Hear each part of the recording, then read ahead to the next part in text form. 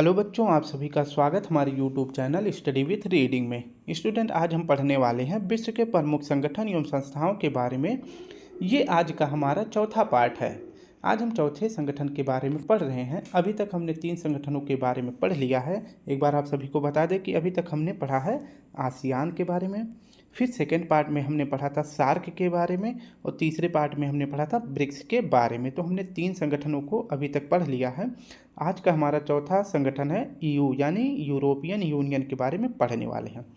तो आज हम देखेंगे कि यूरोपियन यूनियन की स्थापना कब होती है, किस संधि के माध्यम से इसकी स्थापना होती है, इसका मुख्यालय कहाँ है, इसके वर्तमान हेड कौन है, इसमें टोटल कितने सदस्य देश शामिल हैं।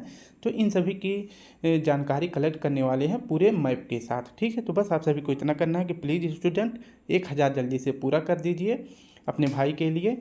और अगर वीडियो अच्छी लगी तो प्लीज़ सभी को शेयर ज़रूर करें, सपोर्ट बनाए रखें। जल्दी से 1000 पूरा कर दे 2024 के अंदर। हम सोचते हैं कि जनवरी से पहले पूरा हो जाए। बस इतनी सी आप सभी से रिक्वेस्ट है, प्लीज़ कर दीजिए। तो चलिए शुरू करते हैं। पहले यूरोपियन यूनियन के बारे में पढ़ लेते हैं। 3 संगठनों को अच्छी तरह से मैंने कवर कर लिया है, उनका PDF भी शेयर कर दिया है टेलीग्राम पे। अगर आप सभी को इसका भी PDF चाहिए तो मेरे टेलीग्राम से जुड़ जाएँ। बस 10 मिनट की वीडियो होने वाली है, जल्दी से कंप्लीट कर लेते हैं। ठीक है, तो चलिए देखते हैं यूरोपियन यूनियन की स्थापना कब हुई थी। तो यूरोपियन यूनियन यानी यूरोपीय संघ की स्थापना हुई थी 1 नवंबर 1993 को। ठीक है, अगर बात करें यूरोपीय संघ की स्थापना किस संधि के माध्यम से होती है, तो मोस्ट्रिच संधि के तहत यूरोपियन यूनियन की स्थापना होती है 1 नवंबर 1993 को। अगर बात करें मोस्ट्रिच कहाँ है, तो मोस्ट्रिच है आपका नीदरलैंड में। ठीक है, यूरोपियन यूनियन की स्थापना करने का उद्देश्य क्या था, ये भी हम देख लेते हैं। तो ईयू के सभी उद्देश्य में पढ़ते हैं। ईयू यानी यूरोपियन यूनियन के सभी नागरिकों के लिए शांति, मूल्य एवं कल्याण को प्रोत्साहित करना।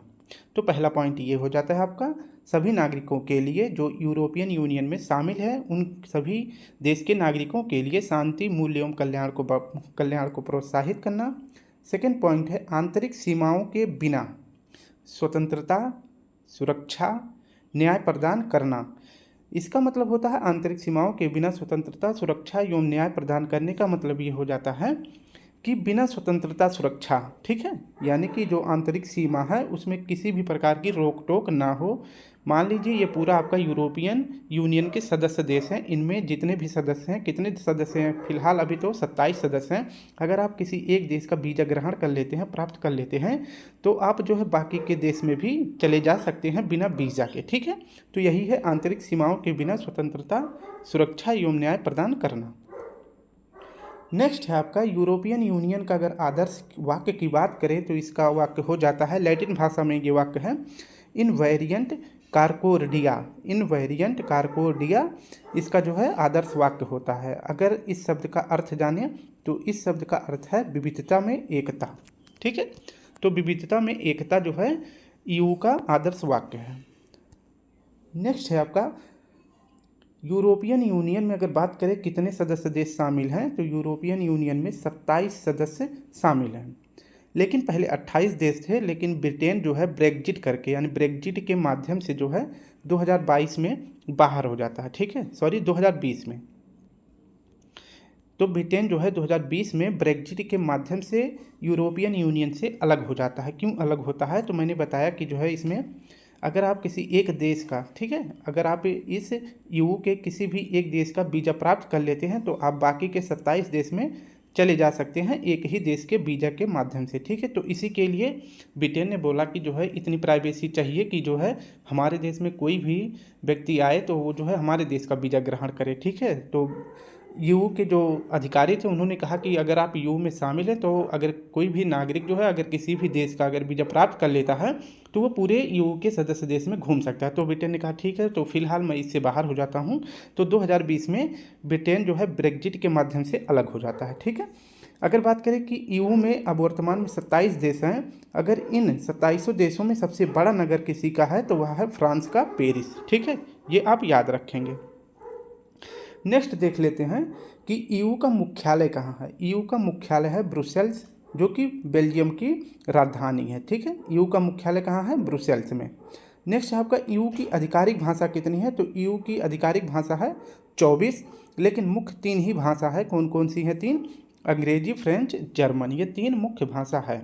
इसके बाद अगर बात करें ईयू में शामिल किस धर्म के लोग सबसे ज़्यादा हैं, तो ईयू में सबसे ज़्यादा शामिल है ईसाई धर्म के लोग और दूसरे नंबर पर है कैथोलिक धर्म के सदस्य देश, ठीक है, मतलब लोग। नेक्स्ट देख लेते हैं कि जो इसमें 27 सदस्य देश शामिल हैं ईयू में, इनके बारे में एक नज़र में देख लेते हैं तो कौन कौन से देश हैं।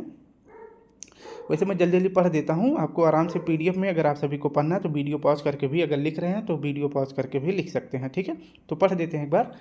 पहले नंबर पर है Austria, Belgium, Bulgaria, Croatia, Cyprus, चेक Republic, Denmark, Estonia, Finland, French. इसके बाद है आपका फ्रेंच, तक मैंने देखा था ना, फ्रेंच का मतलब होता है फ्रांस। जर्मनी, ठीक है, जर्मनी आपका हो जाता है, एक second, Germany, Greece, Hungary, Ireland. इसके बाद अभी आपका हो जाता है Italy, Latvia, Lithuania, Luxembourg, Malta, Netherland, Poland, पुर्तगाल, रोमानिया, स्लोवेनिया, स्लोवाकिया, स्पेन और स्वीडन। ये जो है 27 देश यू के हैं जो यू में शामिल हैं। अब अगर मैप से देखें तो इनकी लोकेशन आप देख सकते हैं, ये आपका ग्लोब हो जाता है, इनकी लोकेशन कहाँ पे है। तो अब मैप में देखेंगे तो ये हो जाता है आपका यूरोपीय महाद्वीप, ठीक है, ये आपका हो जाता है यूरोपियन महाद्वीप, यूरोप महाद्वीप। तो यूरोप महाद्वीप के लगभग आधे से ज़्यादा देश जो है यू में शामिल है, ठीक है। ये आपका हो जाता है नॉर्थ पोल, ठीक है, नॉर्थ पोल हो जाता है आपका, और नीचे जो है आपका साउथ पोल है। तो नॉर्थ पोल में जो है आपका यूरोप महाद्वीप स्थित है। तो आप देख सकते हैं इसमें टोटल 27 देशों की लोकेशन यहीं पे है, जो ग्रीन कलर से दिख रहा है। अगर आपको चित्र में दिखाएं, मतलब आपको नक्शे में दिखाएं, तो आप देख सकते हैं इसमें थोड़ा सा छोटा करके दिखा दे कि कौन कौन से देश इसमें शामिल हैं। तो इनकी लोकेशन आप देख सकते हैं, यहाँ पे इन सभी देशों की लोकेशन है, ठीक है। तो अब मैंने बता दिया, पढ़ भी दिया था, तो आप देख सकते हैं एक एक देश करके, तो आपको सब देशों के बारे में पता हो जाता है। सबसे इम्पॉर्टेंट है अभी जो है 2020 में कौन सा देश ब्रेग्जिट के माध्यम से अलग हो गया था, तो यूनाइटेड किंगडम यानी ब्रिटेन जो है इसके माध्यम से अलग हो गया था। तो ब्रिटेन की लोकेशन आप देख सकते हैं यहाँ पे है, आप इसको ध्यान रखेंगे, ठीक है। अब चलते हैं, देख लेते हैं थोड़ा सा, अभी हाल ही में जो है 2023 में जो है यू की हेड जो है भारत में आई थी कुछ G20 के सम्मेलन में, तो उसके बारे में भी पढ़ लेते हैं। पहले थोड़ा सा देख लेते हैं। 19 सदस्य देश अपनी आधिकारिक मुद्रा के तौर पर यूरो का प्रयोग करते हैं। तो जो 19 सदस्य देश हैं वो अपनी आधिकारिक मुद्रा में यूरो का प्रयोग करते हैं, जबकि 8 सदस्य देश जैसे कि बुल्गारिया, क्रोएशिया, चेक गणराज्य, Denmark, Hungary, Poland, Romania, Sweden euro का उपयोग फिलहाल नहीं कर रहे हैं, ठीक है। तो 8 सदस्य देश यूरो का प्रयोग नहीं कर रहे हैं, बाकी के 19 सदस्य देश यूरो का प्रयोग कर रहे हैं। अगर यू की हेड की बात करें तो उर्सुला वॉन डेर लियन जो है ये यू की हेड हैं।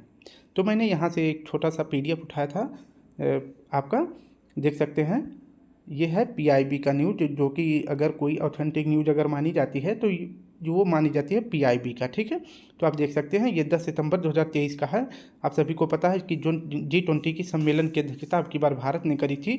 तो इसी दौरान जो है यू की हेड जो है उर्सुला वॉन डेर, आप यहाँ पे देख सकते हैं, उनका नाम भी है, भारत में आई थी, ठीक है। तो ये आप याद रखेंगे। तो ये छोटी सी जानकारी है स्टूडेंट। अगर वीडियो अच्छी लगे तो लाइक शेयर कमेंट जरूर करें। आप सभी को इसका PDF भी मिल जाएगा। अगर वीडियो अच्छी लगे तो लाइक शेयर कमेंट जरूर करें। तो चलिए फिर मिलते हैं एक नए संगठन के साथ। तब तक के लिए आप सभी को प्यारा सा जय हिंद, जय भारत।